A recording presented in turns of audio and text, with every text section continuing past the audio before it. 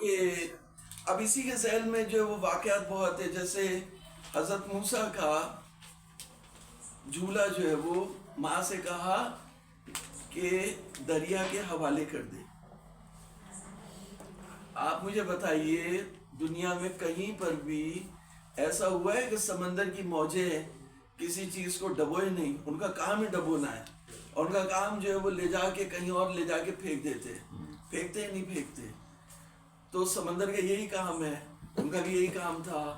اب جب وہ جھولا آیا وہاں سمندر کے اوپر، سمندر بھی زمین کا حصہ ہے، جب جھولا سمندر پہ آیا تو سمندر کو کیا حکم ہوا؟ سمندر کو کیا حکم ہوا؟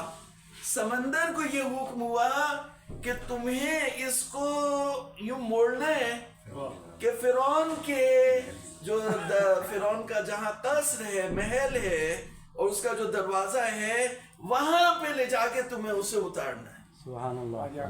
تو تم اگر اپنے طیاروں کے لیے ایئر ٹریفکنگ میں راستے بنا سکتے ہو اور اسے موڑ سکتے ہو طیارے کو، تو ہماری موجیں بھی جو ہے ہمارے ولی کے، ہمارے حجت کے جھولے کو موڑ سکتے ہیں۔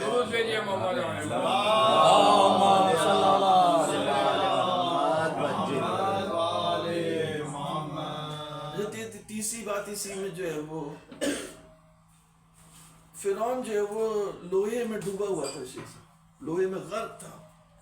تو لوہا جسے پہنا ہوتا ہے وہ بالکل تہہ میں چلا جاتا ہے سمندر کی، لیکن سمندر کی موجوں کو حکم تھا کہ اس کی لاش کو اوپر ہی رکھنا ہے، نیچے ڈوبنے نہیں دینا۔ تو ڈوبنے نہیں دیا، 100 سال تک پڑی رہی۔ جی ڈوبنے نہیں دیا، اس کو نیچے نہیں جا سکی، اس کو اوپر ہی رہنے دیا، اوپر ہی تیرتی رہی۔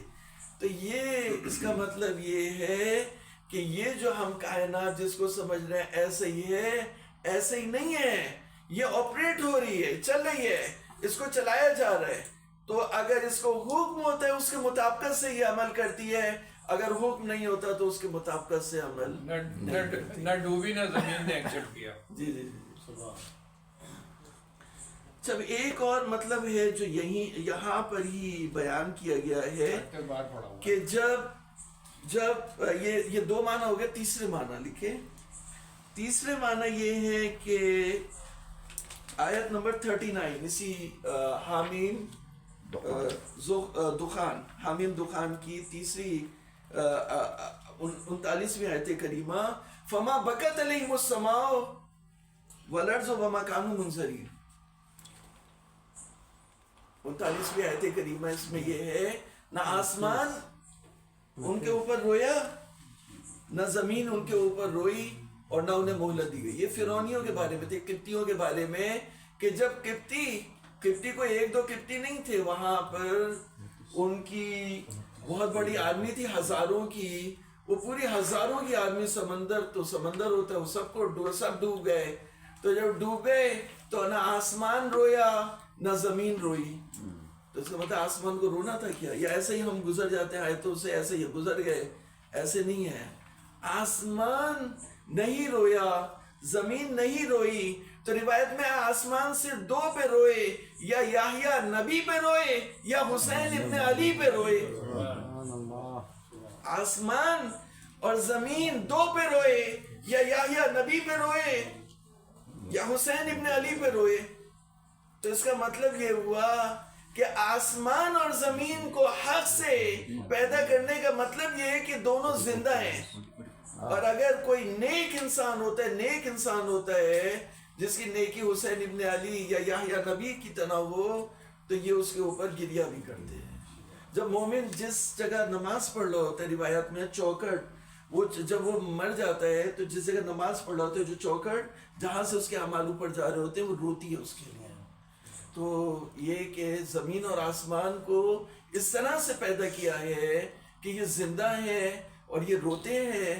اور جو سورہ زلزلت میں صرف اشارہ کیا ہے، میں شیخ صاحب کے سامنے یہ جو ہے وہ جسارت میں، تو شیخ صاحب کے سامنے جو ہے وہ یہاں پہ بتا رہے ہیں کہ کوئی آگے پیچھے چیز ہو تو شیخ صاحب ہمیں بتائیں، اور انشاءاللہ ان سے ہم رہنمائی حاصل کریں گے۔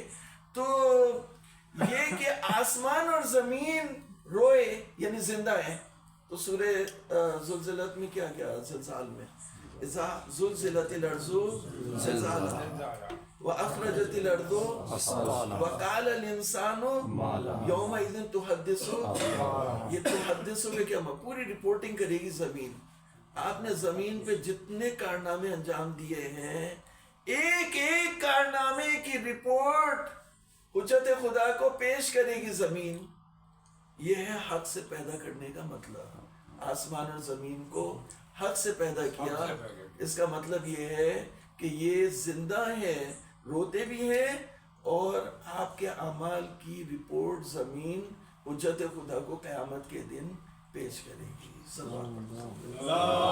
اللهم صل على محمد وعلى محمد.